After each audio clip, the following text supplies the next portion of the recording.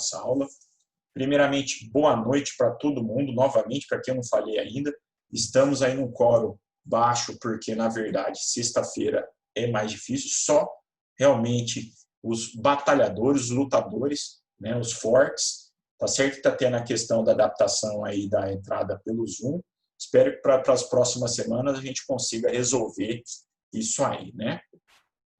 Como a gente conversou, gente, deixa eu ver aqui. Gente, eu estou colocando de novo a apostila para vocês, mas já peço desculpas que eu fui fazer minhas alterações e, infelizmente, fiz bobagem, né?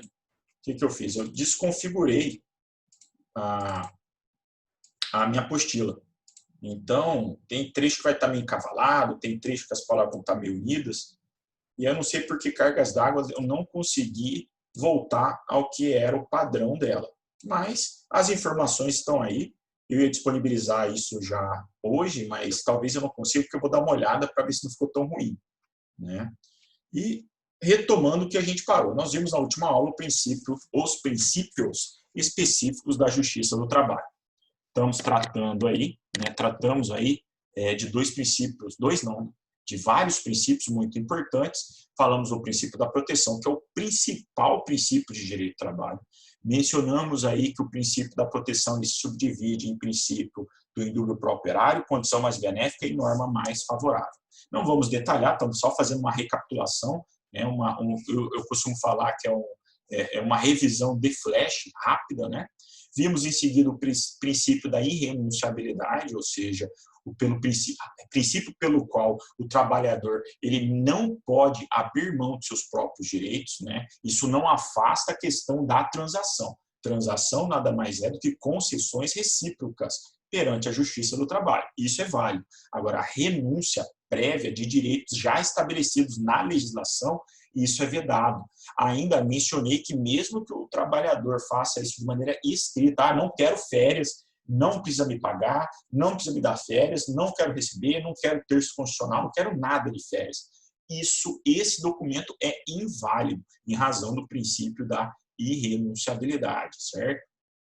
Vimos em seguida o princípio da continuidade da relação de emprego. Em razão da segurança jurídica e da estabilidade dos trabalhadores, existe o princípio da continuidade da relação de emprego, onde os contratos de trabalho, via de regra, eles são a prazo indeterminado, não são feitos para durar apenas algum período curto. Na verdade, eles são feitos para durar no tempo, ou seja, não tem um prazo final delimitado. Veremos que existem exceções, mencionei o contrato de experiência, haverão outros que a gente vai tratar mais para frente, mas por enquanto a gente tem que saber as regras. Então, o que vigora é o princípio da continuidade da relação de emprego. Vimos em sequência, ou não vimos, eu acho que eu parei aqui, né? No item 4. Então, a gente vai falar do quê? Princípio da primazia da realidade. Pelo princípio da primazia da realidade, nada mais é do que o privilégio ao que de fato ocorre, prestígio ao que de fato ocorre em relação aos documentos produzidos. Então, sempre que houver a produção do documento, esse documento tem validade de trabalho? Tem. Ele tem uma presunção relativa. No entanto, havendo um confronto entre o que realmente aconteceu e os documentos, na Justiça do Trabalho, o prestígio em razão do princípio da realidade sobre os fatos ocorridos. Ou seja, busca-se sempre a verdade real. Por quê? Porque se a gente fizer uma comparativa, vamos fazer uma análise paralela em direito civil, os documentos têm uma força probante muito forte. Tem é fundamental para o ganho ou para o êxito na maioria das ações. Contudo, né, em direito do trabalho funciona um pouco diferente. Mesmo que haja um documento, esse documento ele pode ser o quê? Flexibilizado, ele pode ter a sua importância reduzida em razão dos fatos apresentados, ou seja, aí a importância da produção probatória testemunhal na Justiça do Trabalho, ou seja, muitas vezes uma testemunha consegue ter mais força probante do que um documento produzido pela empresa ou pela empresa e pelo empregado. Então, né, eu acho que eu mencionei esse exemplo aqui, tem controle de ponto. Se a empresa falar, não, ó, seguinte, você vai lá, bate o controle de ponto no final da jornada, bate 5 horas, mas volta para trabalhar, que você vai trabalhar até às 7. Com o objetivo de quê? De não pagar horas extras. ainda que o trabalhador vai lá e bata no horário que a empresa mandou e volte para trabalhar, ou seja, tem um cartão de ponto que foi assinado ou produzido pelo próprio reclamante, se ele levar uma testemunha, ele consegue derrubar esse documento. Por quê? Porque prevalece o que realmente aconteceu sobre o documento. Isso é o princípio da primazia da realidade. Ou seja, a realidade emanada dos fatos, ela prevalece sobre a formalidade dos documentos, certo? Mencionamos, não sei se eu mencionei esse princípio, mas tem o artigo 9º que trata da CLT, que trata exatamente disso. Se o documento foi formalmente elaborado com o intuito de encobrir a realidade dos fatos, fraudar direitos trabalhistas, fraudar normas trabalhistas, será nulo de pleno direito esse documento, por exemplo, esse cartão de ponto, ou então o que é comum também, a anotação da carteira de trabalho a destempo, ou seja, fora da realidade. Às vezes leva 2, 3 meses até que a empresa assine o contrato de trabalho desse indivíduo. Então, esse documento é um documento público, inclusive a CTPS, um documento muito importante, mas as informações ali inseridas não correspondem à realidade, razão pela qual, pela primazia da realidade, pode haver a comprovação de que aquelas informações estão erradas, e aí haverá correção pelo juiz, inclusive mandando retificar, corrigir a carteira de trabalho, se ficar comprovado que o indivíduo começou a trabalhar antes da data que foi assinado. Princípio da razoabilidade. Aqui é só pensar no seguinte, falou em razoabilidade, vocês já devem ter visto em outras searas o princípio da razoabilidade, em processo civil. Falou em razoabilidade, pensem em bom senso. O que é bom senso, professor? O que é razoabilidade? Não pode ver o que excessos. A gente defende aí, quando fala em princípio da razoabilidade, consiste que o ser humano, nas relações trabalhistas, ele deve proceder com a razão, ou seja, com os bons costumes e com uma atividade que não venha a ser excessiva, ou seja, radical. Portanto, o princípio da razoabilidade, tanto pelos operadores do direito quanto pelo juiz, ele exige que sempre buscar o que é a solução mais razoável para os conflitos. Ou seja, isso não é uma regra para o juiz, gente, isso é uma regra geral para todo o direito do trabalho, todo o direito individual do trabalho. Então, tem que sempre se buscar as partes, né, os operadores de direito, dentro de um processo de trabalho, dentro do direito do trabalho, eles devem buscar a solução mais razoável para os conflitos dela advindos, certo? Muitas vezes a gente não consegue atingir aquilo, a finalidade, mas a gente consegue atingir algo semelhante, similar. E muitas vezes isso também aí funciona para pacificação social, funciona para resolver aquele conflito existente, normalmente entre empresa e empregador, que tem interesses conflitantes, certo?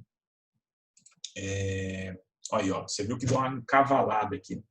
Vocês deram uma olhada na apostila, tem um trecho, tem alguns trechos na formatação que eu mudei, que deu uma encavalada. Deixa eu ver, Denise. Então, como eu disse para vocês, né, nesse trecho aqui, que depois eu vou arrumar, ele fala o quê? Ele fala que o princípio da razoabilidade ele não é exclusivo do direito de trabalho, mas ele é o quê? Comum a todos os ramos de direito. No entanto, ele ganha um prestígio muito grande, porque na relação conflitante entre empregado e empregador, a solução mais razoável, se buscada por ambas as partes, facilita a solução daquele conflito, certo? Que mais? Opa.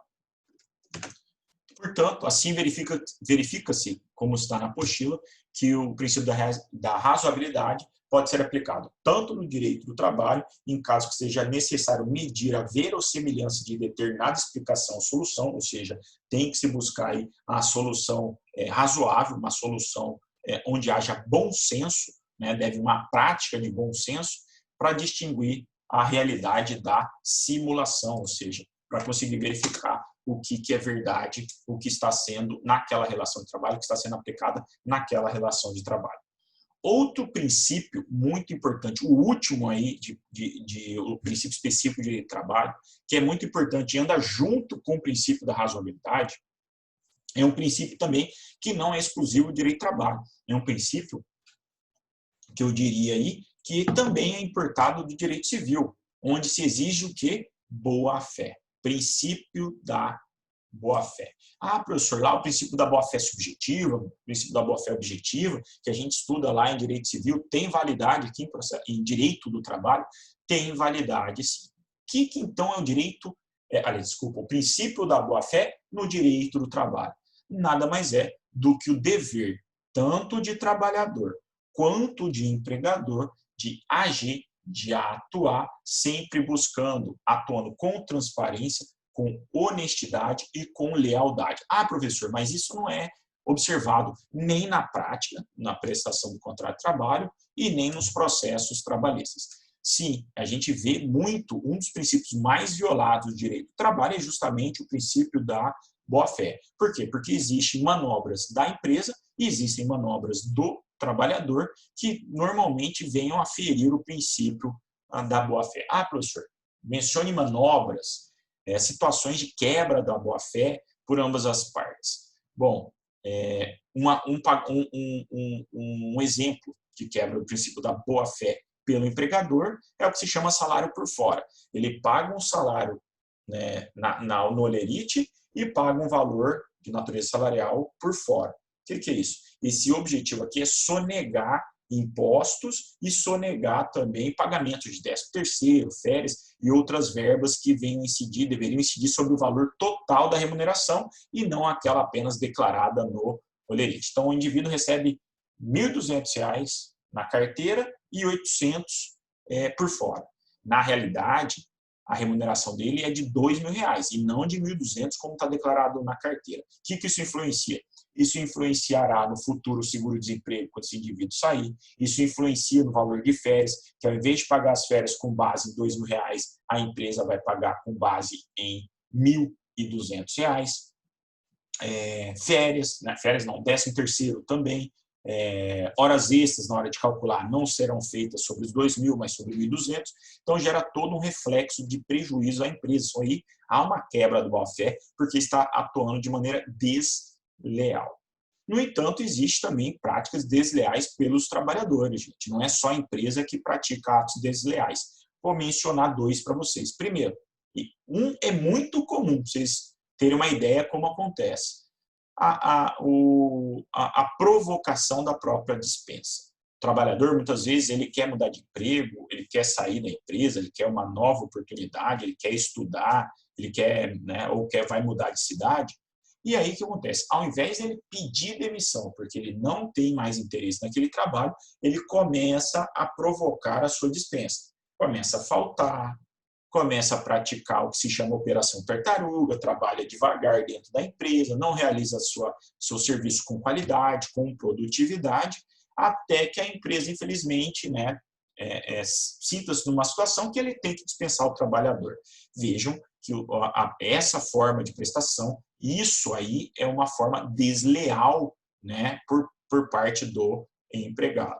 Com a reforma aí de 2017, inseriu-se até uma possibilidade que antes não existia, da rescisão por mútuo consentimento ou por iniciativa de ambas as partes. O que acontece? Se ambos quiserem rescindir um contrato, beleza, é mais fácil chegar, eu não quero mais, você também não quer mais, vamos formalizar aqui a rescisão do contrato, a gente vai falar disso, diminui um pouco o pagamento do FGTS, diminui um pouco o pagamento de algumas verbas, normalmente de natureza indenizatória, diminui o seguro-desemprego, aliás, não saca, né? Tem uma perguntinha. Antigo acordão, André, exatamente. Então, existe também o que? As lides simuladas, né, que em razão antigamente não existia o pacto para rescisão mútua, havia o quê? O que se chama esse acordão aí, onde a empresa mandava embora isso para sacar o FGTS, mas o trabalhador devolvia a multa de 40% para a empresa, né? O empregado ficava com o FGTS e a empresa ficava com a multa de 40% do FGTS. É o que chamava esse antigo acordão aí que o André mencionou aí no chat. Exatamente, André. Aí, hoje, o que é isso? Isso aí quebra a boa-fé por ambos os lados, né?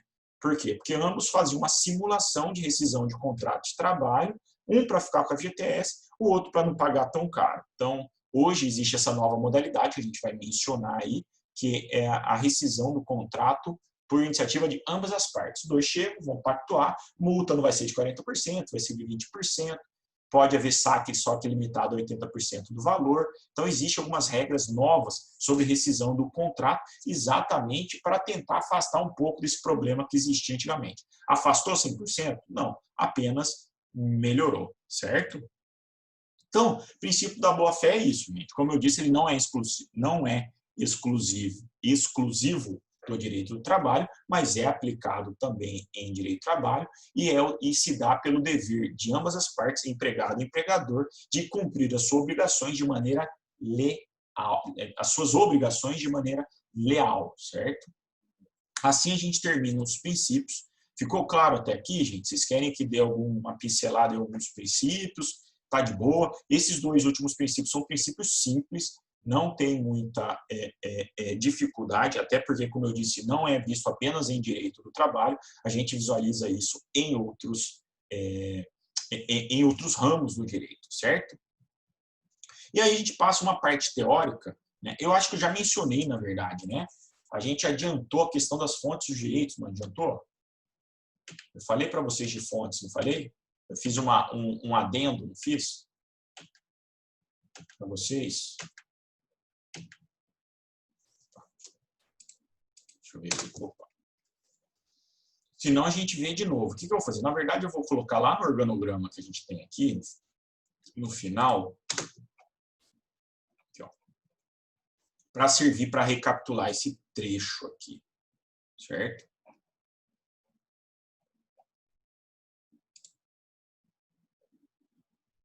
Isso. Então, vamos só recapitular aqui, né? Que teve um trecho que eu ainda não tinha mencionado para vocês. Aqui, ó, nosso esquema aqui. Vocês estão vendo o esquema aí, né? Professor, o que é fonte mesmo? Fonte, se a gente for adotar a terminologia do vocábulo jurídico, do vocábulo da língua portuguesa, ou seja, uma interpretação gramatical, fonte é a origem. Quando se fala, então, em fonte do direito, origem do direito, de onde surge, qual é a base do direito. Ele se divide em fonte material e fonte formal, certo? Como está aí. Beleza, professor? Que são fontes materiais? Fontes materiais nada mais são que o momento pré-jurídico. Atuações que vão inspirar a criação de direitos.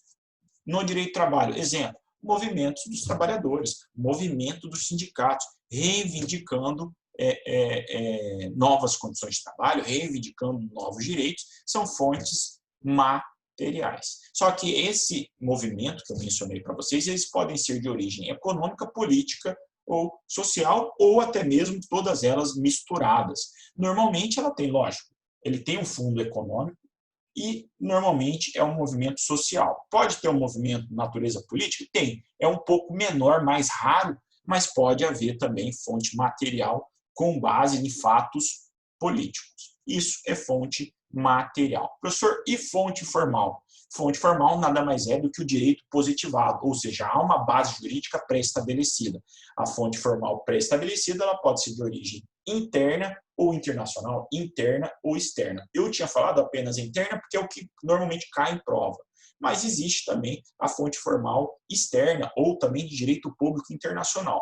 Normalmente, tratados internacionais, convenções internacionais, como as convenções da OIT, da Organização Interna do Trabalho, que quando ratificados, elas têm ratificadas pelo Brasil, eles ganham força interna. Então, vou dar um exemplo, existe aí uma convenção sobre proteção do trabalho do menor, que o Brasil é signatário. Então, para efeitos, vocês terem uma ideia, na OIT, essa convenção ela estipula que não pode haver trabalho de menor de 15 anos, salvo na condição de aprendiz. No Brasil, a gente vai estudar que ainda existe o quê? Apesar de ratificar essa convenção, estabelece como idade mínima para trabalho 16 anos. Então, ainda que tenha absorvido, ele adapta-se à regra interna. Então, fonte formal de direito internacional são os tratados internacionais e convenções que o Brasil tenha ratificado. E, por fim, o que a gente mencionou de maneira mais detalhada, que é o quê? As fontes formais de direito interno que se dividem em fonte formal heterônoma, fonte formal autônoma. Fonte formal heterônoma, quando há uma criação de uma norma por um terceiro na elaboração de uma norma por um terceiro que tem força impositiva entre eles. A norma já está positivada, ele é criada por um terceiro sem a participação direta do destinatário. Exemplo, a gente mencionou todos esses que estão aí no organograma. Constituição Federal, as leis, a CLT, as leis esparsas, medida provisória, sentença normativa, jurisprudência, sentença. Eu não mencionei sentença arbitral, nem jurisprudência. Eu acho que eu não mencionei nem atos administrativos, jurisprudência e sentença arbitral. Medida provisória e sentença normativa eu havia mencionado. Mas essas três também são fontes heterônomas, ou seja, normas criadas por uma determinada entidade, por um determinado terceiro, para aplicação numa situação específica relacionada entre os destinatários. E, por fim, fonte formal autônoma é quando as normas criadas são pelos próprios destinatários finais, sem a participação do terceiro, sem a participação do Estado, que normalmente é o terceiro que cria essas normas, que exige ou que elabora as codificações. Aí mencionamos como os principais convenção e acordo coletivo. E aí a gente ainda pode mencionar costume e regulamento de empresa. Ou seja, pode ser que esses direitos sejam estabelecidos uma regra dentro da empresa, eles têm validade? Tem, desde que sejam legais, têm validade. Costume também, professor, o que é costume? Costume nada mais é do que práticas reiteradas dentro de uma determinada sociedade, quando a gente fala em direito do trabalho, dentro de uma determinada categoria ou empresa, que passam a ser consideradas como direitos, como passam a ter validade. Exemplo, só para mencionar para vocês, não sei se eu mencionei, na verdade, vou mencionar dois. Antes do 13º se tornar um direito constitucional, se tornar uma regra também protegida na CLT, o 13º, ele começou a surgir como costume. As empresas começaram a conceder 13º porque estavam em franco crescimento. A indústria, há um tempo atrás, estava em crescimento no país. E aí, em razão desse crescimento, as empresas falaram, não, ó, já que vocês estão trabalhando direito, nós vamos dar 13º salário. Existia norma sobre isso? Não. Agora, a empresa oferecia e o empregado aceitava. Já que não é um direito estabelecido, não tem que falar em renúncia ou não de direito, porque não está pré-estabelecido. Mas o que acontece? A empresa concedia, o empregado recebia. Tinha lei na época? Não. Então era um costume. Ainda que não tivesse estabelecido, havia esse direito que foi concedido pela empresa através do costume. Todo final de ano ela concedia 13º salário. Isso era uma fonte formal autônoma. Agora não, agora é uma fonte formal heterônoma, porque o Estado estabeleceu como um direito do trabalhador e a empresa tem que conceder. Não foi o ajuste direto entre as partes, foi o quê? Uma imposição do Estado. Portanto, fonte formal autônoma, acerto direto entre as partes, certo? Tranquilo, né, gente? Aí, professor, deixa eu ver só mais um. Tá isso. E o que é equidade e princípios gerais de direito? Gente, são formas aí a gente vai estudar mais à frente aí, mas a equidade nada mais é, né, o princípios gerais de direito primeiro, nada mais são esses princípios gerais que regulam todo o direito. Já a equidade, ela funciona como uma adaptação da norma jurídica. É uma situação excepcional, particular, individualizada, que verifica circunstâncias específicas com a finalidade de solucionar o conflito, né, o conflito no caso concreto. Então, em situações excepcionais, é dado ao magistrado decidir com base na equidade. E o direito do trabalho, a aceitação da equidade como fonte, ou seja, a doutrina, na verdade, prega que a equidade, julgar com justiça, que equidade é isso, julgar com justiça, a adaptação da norma jurídica para aplicar a norma com justiça em circunstâncias específicas, em medidas excepcionais, com base no artigo 8º da CLT, que considera como uma fonte normativa subsidiária, ou seja, só vai aplicar decisão com justiça, ou seja, buscar a função da equidade nos caso não haja uma norma estabelecendo as regras específicas quanto àquela situação. Aí você pode julgar com base em princípios gerais de direito ou equidade. Caso contrário, a gente não vai buscar a equidade, a gente vai buscar o que a gente tem em mãos, o que tem de normatização, certo?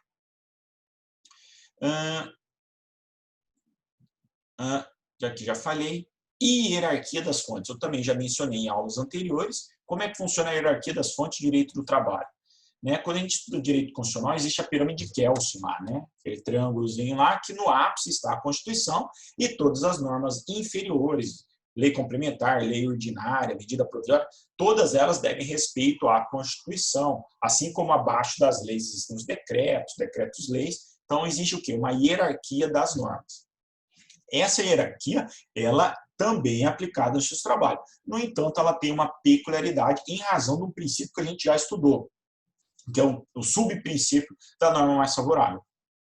Existindo várias normas, a gente vai aplicar aquela que é mais favorável, ainda que ela seja o quê? De hierarquia inferior àquela que está acima, ou seja, a hierarquia dela é inferior, mas se ela for melhor, se ela for mais favorável ao trabalhador, a gente vai aplicar essa norma em detrimento de uma norma superior. Exemplo que eu mencionei, eu acho, foi de horas extras. Se a Constituição estabelece um adicional de 50% e no regulamento de empresa diz que vai pagar horas extras com 100%, nesse caso, o regulamento de empresa vai prevalecer sobre a Constituição, certo? Deixa eu só separar aqui, que já está. Professor, Oi, pode aproveitar para Pode falar. fazer um questionamento sobre a questão da hierarquia, sobre a questão da hierarquia também da outra fala sobre a questão das fontes, né? Uhum. Que aí falou sobre a questão da norma da empresa. Eu pensei que no regimento interno, por exemplo, de uma instituição, né? Não sei se está travando aí, porque está aparecendo mensagem que minha internet está ruim. Não, por exemplo, lá no TCE saiu uma portaria falando que pessoas que estiverem no tal vão continuar em teletrabalho. Eu imaginei na minha cabeça que era algo automático. O cara vai lá e fala, olha, eu estou nessa condição e já não vai. Eu percebi que virou assim em alguns setores, isso acontece em algumas instituições, né? As pessoas têm mais facilidade ou menos facilidade. Alguns têm que entrar com procedimento e tal. Numa situação hipotética, que isso não aconteceu, mas numa situação hipotética da empresa ou a instituição fala assim, não, você não vai conseguir ganhar esse benefício que a gente colocou na nossa norma.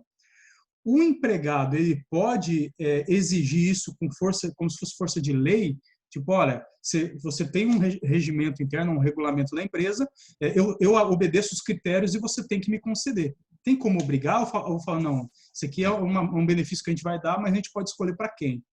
Tem sim, tá, né? Tem como sim, como eu disse para você. Aí a gente vai voltar, isso fazendo adaptação lá da regra que você está trazendo de estatutário, porque estatutário é uma regra diferente. Então depois eu vou mencionar algumas regras de estatutário. O estatutário ele não tem tanta liberdade como na iniciativa privada. Por quê? Porque o estatutário ele está regulado por lei. Se não tiver em lei, ele não vai ter essa possibilidade. Ah, mas em portaria. Pode fazer portaria? Pode, desde que autorizado na lei. Então, é um pouco mais rígido no sistema estatutário, certo?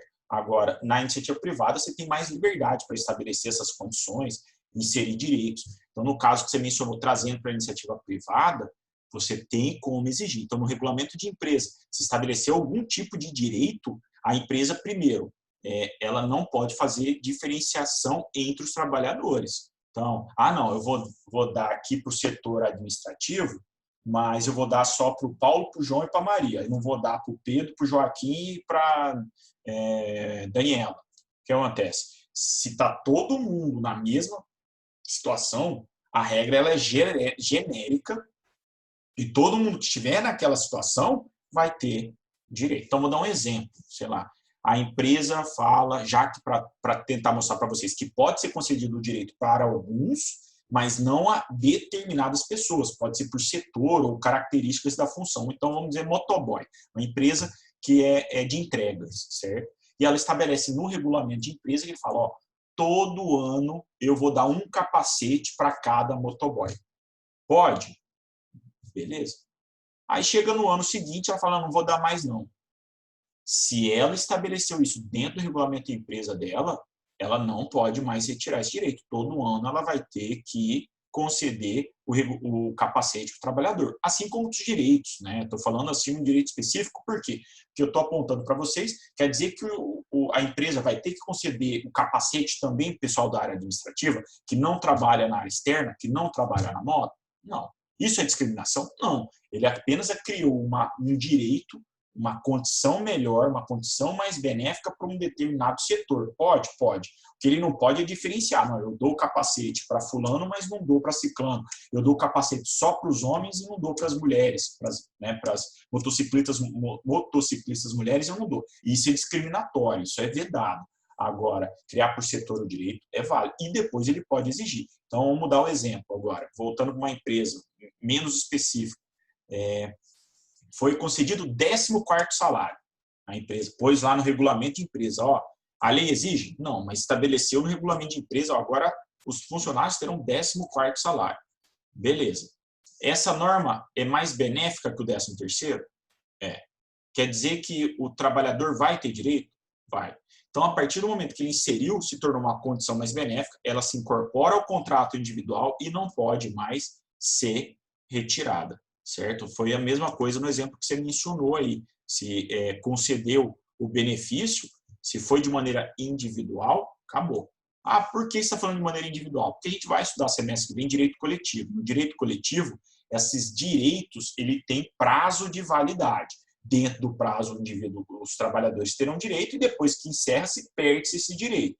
Diferentemente na esfera individual. Concedeu em direito individual, esse direito ele vai se incorporar ao rol de direitos do trabalhador e aí ele não pode mais perder esses direitos e pode, como você observou, André, pode cobrar na Justiça do Trabalho, sim, esse valor. Por exemplo, concedeu o 14º, ele ficou 3 anos sem me conceder o 14º salário. Ótimo, você vai cobrar 3 anos de 14º salário da empresa. Ah, professor, quer dizer que a empresa nunca Mas mais ele vai pode... receber para sempre? Não, isso que eu ia falar. Quer dizer que agora é 14º para sempre. Não. A empresa pode mudar o regulamento de empresa, só que acontece, quem já está na empresa e já teve o direito incorporado não pode mais perder. Então, digamos aí, você já está na empresa, você já está lá 5 anos na empresa e aí a empresa estabeleceu esse regulamento de empresa, o regulamento interno. Beleza. Você vai e tal, aí eles estabeleceram o 14º salário, você recebeu 2 anos e perdeu depois outros 3. Você pode cobrar os outros 3? Pode. Agora, eu, que vou entrar na empresa, se eu entrar na empresa e já houver alteração do regulamento da empresa, tirando o 14º salário, quando eu entrar, eu não vou ter mais 14º salário. Você tem, eu não. Então, pode haver alteração, só não pode haver prejuízo a quem já tem esse direito adquirido, certo? Beleza, tranquilo. Aí, só para encerrar essa questão da hierarquia, ó, vou até marcar aqui para vocês, já está destacado. Apesar da existência de uma ordem entre as fontes do direito do trabalho, ou seja, observa-se lá a hierarquia da pirâmide de Kelsen, sempre se entendeu que a hierarquia existente entre elas seria bastante peculiar, ou seja, podendo ser chamada de flexível, e diferindo da regra de hierarquia rígida e inflexível aplicada no direito comum. Ou seja, a gente vai aplicar a norma que é mais favorável ao trabalhador, certo? Tem que tomar cuidado só com o direito. Sempre que você vê, eu tenho direito a um determinado benefício, você tem que ver se é individual ou coletivo, porque o coletivo normalmente tem prazos de validade e assim que encerra, se cessa. O individual, se for concedido, ele vai se incorporar ao contrato, salvo se ele for eventual. Concedeu uma vez na vida um benefício, não, aí não se torna habitual. Agora, um direito habitual, ele vai incorporar ao contrato de trabalho e depois não pode ser mais retirado, certo? Em razão lá do princípio que a gente estudou, do subprincípio da condição mais benéfica, sim?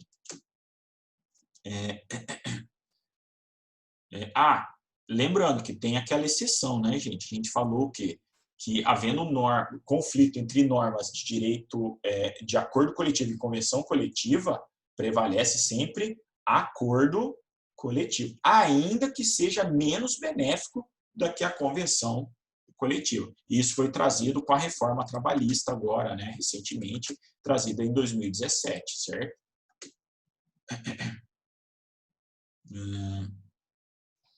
Seguindo, Esse trecho aqui, gente, eu vou falar um pouquinho mais rápido, porque vocês já estudaram em outros momentos aí, né, em outros ramos do direito, que são o quê? Norma jurídica, só que a gente vai falar de norma jurídica trabalhista. O que a gente estuda em norma jurídica, né? A norma jurídica, normalmente, ela não é elaborada para regular um determinado caso concreto. Ele é feito para ser o quê? Uma forma geral, para ser aplicado a vários casos e não apenas a um, certo? A uma situação específica. E o direito, na verdade, ele precisa de algumas regras de aplicação de normas jurídicas. E aí, quais são as regras, né, de aplicação ou de constatação na aplicação do direito? Então, a gente tem regras de interpretação das normas trabalhistas, a gente tem regra de integração das normas trabalhistas e temos regras de aplicação do direito trabalhista.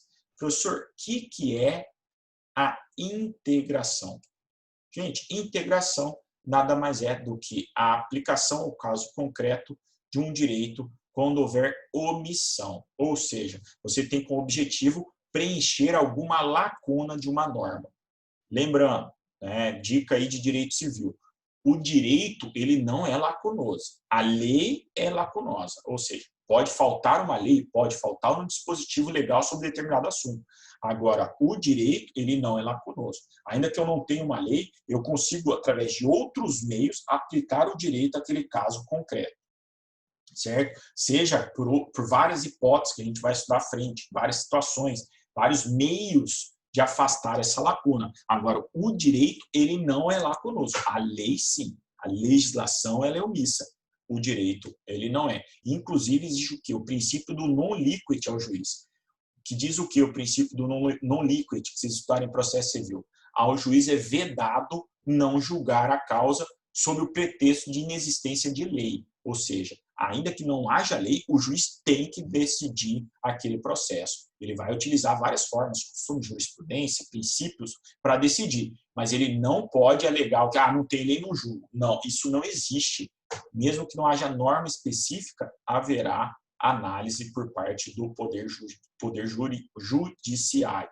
Certo? Então, professor, o que é integração? Nada mais é do que o preenchimento dessas omissões, preenchimento das lacunas existentes no sistema de normas jurídicas.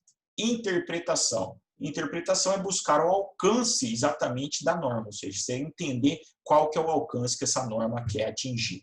E, por fim, aplicação nada mais é que pegar uma norma já existente e aplicar ao caso concreto. Então, essas são as 3 regras aí de aplicação de entendimento das normas jurídicas. Beleza, professor? Vamos detalhar um pouquinho aqui a integração. Como eu disse para vocês, existe integração quando existe um vazio da lei, ou seja, não há uma lei, uma legislação, uma norma, não existe nenhuma determinância normativa. Nesse caso, ainda que haja lacuna, o juiz vai poder, tem o dever, na verdade, de julgar, certo? Então, integração das normas jurídicas tem por base a constatação em que pese a existência de normas jurídicas, elas são omissas ou não aplicáveis a determinados casos. Normalmente, isso, quando eu falo dessa forma, eu estou falando de lacuna normativa, de existência de lei. Mas existem 2 outras, a lacuna ontológica e a lacuna axiológica. Gente, aqui, essas 2 últimas, é um pouco mais voltado já para uma especialização, que aí eu já estou entrando num campo teórico muito grande. Eu menciono aqui no material de vocês, até porque minha base, o material base também mencionava, eu estudei isso na minha pós-graduação, mas só para vocês entenderem, pode haver o que se chama lacuna ontológica, que embora existente uma determinada norma, ela não corresponde aos fatos sociais, ou seja, ela está em desuso, certo? Então, professor, existe alguma norma que está em desuso? Existem várias normas, né, que estão em desuso. No entanto, isso não é a regra. Então, essa lacuna axiológica, ou seja, as regras que se tornaram velhas, ultrapassadas, deixam de ser utilizadas. Isso é uma lacuna ontológica. O senhor menciona um exemplo de lacuna ontológica.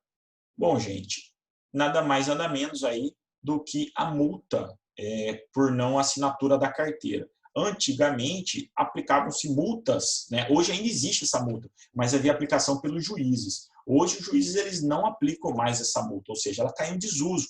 Quem faz a fiscalização agora são os auditores fiscais, os fiscais do trabalho.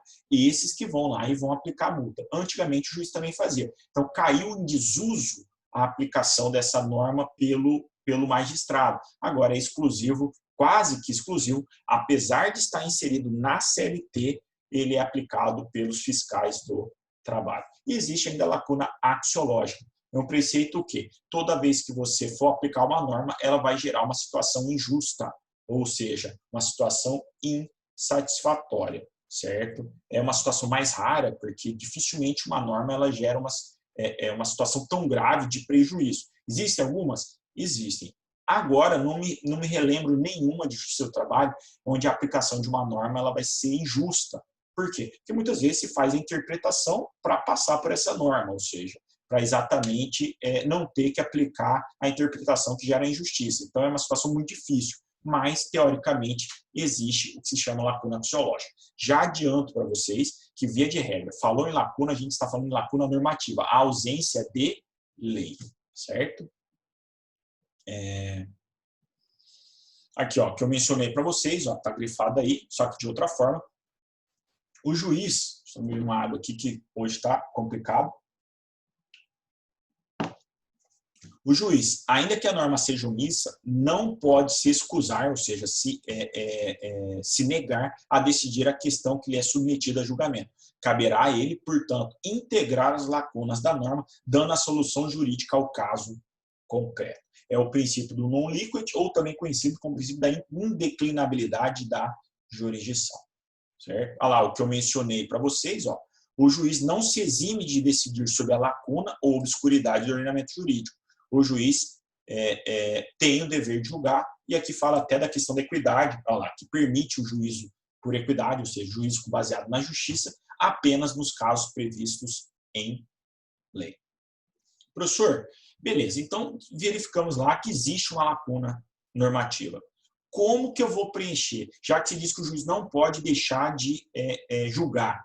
Como que ele decide, já que não tem norma? Aí ele vai para as hipóteses de integração. Quais são elas? A analogia, costumes, a equidade, princípios gerais de direito.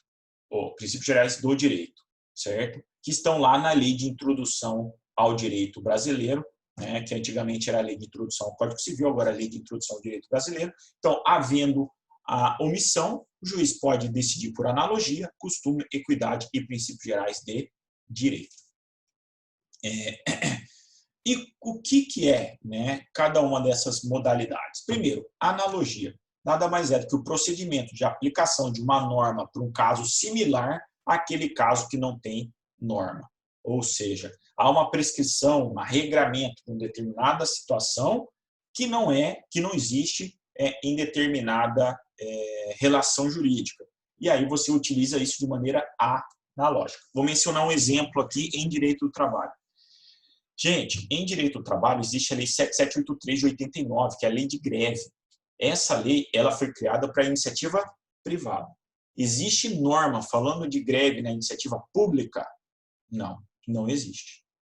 A contrário tempo, se existe a greve no serviço público, a gente vai discutir isso semestre que vem, é um tema polêmico, porque tem alguns setores que não é possível.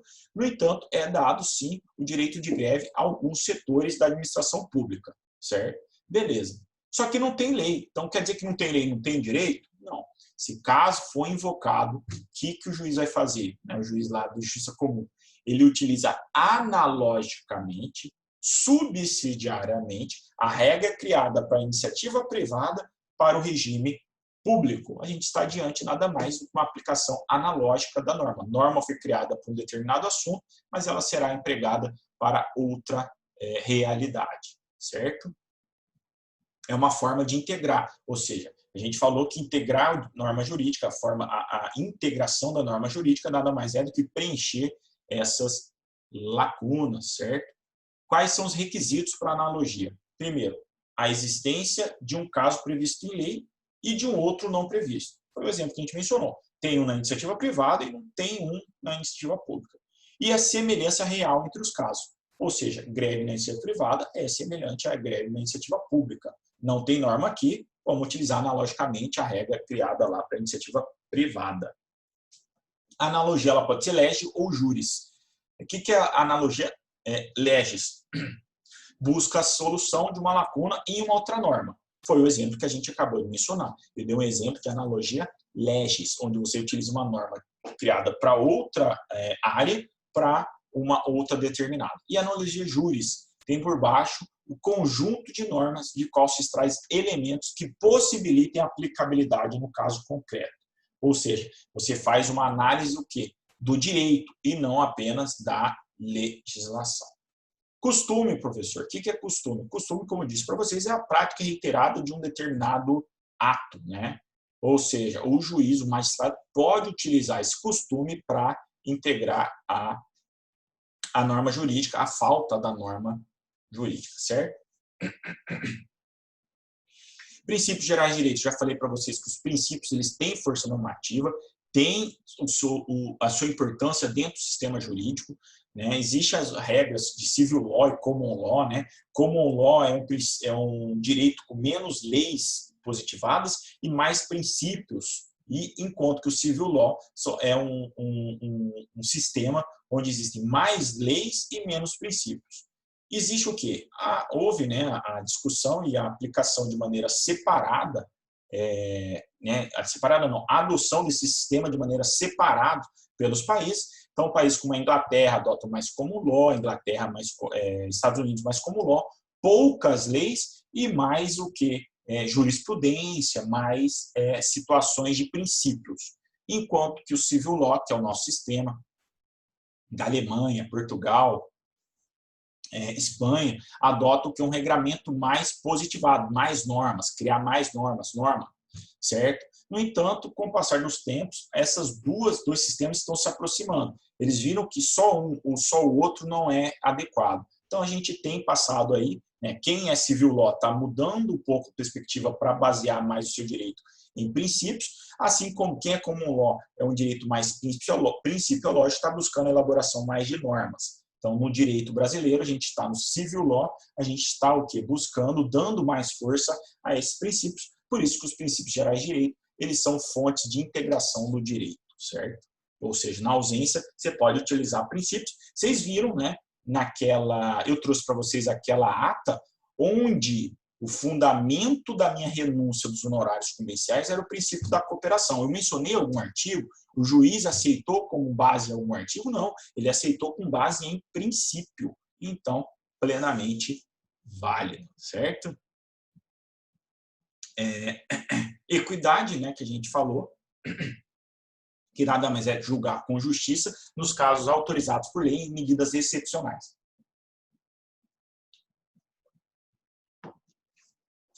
Então, pode-se dizer o quê? Que a equidade nada mais é que a medida que autoriza o juiz a apreciar segundo a lógica do razoável, interesses e fatos não determinados pelo legislador, estabelecendo uma norma individual, ou seja, entre aspas, ele cria, com base na justiça, uma regra específica para aquela situação.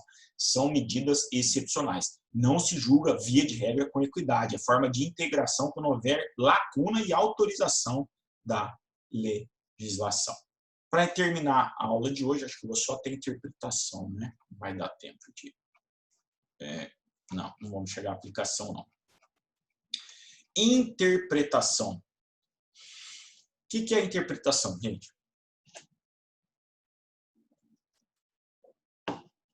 Nada mais é que uma forma de aplicação da norma jurídica. A interpretação é nada mais do que buscar, como eu já disse, a clareza, buscar o alcance, entender qual é a finalidade de uma determinada lei. Então, quando a gente faz a interpretação da lei, a gente está buscando de maneira mais clara qual é o alcance, qual que é o objetivo da norma. E a gente faz interpretação de todas as normas. E o direito, ele é bonito por isso. Por quê? Porque existem várias interpretações, inclusive do mesmo instituto, do mesmo dispositivo legal. Professor,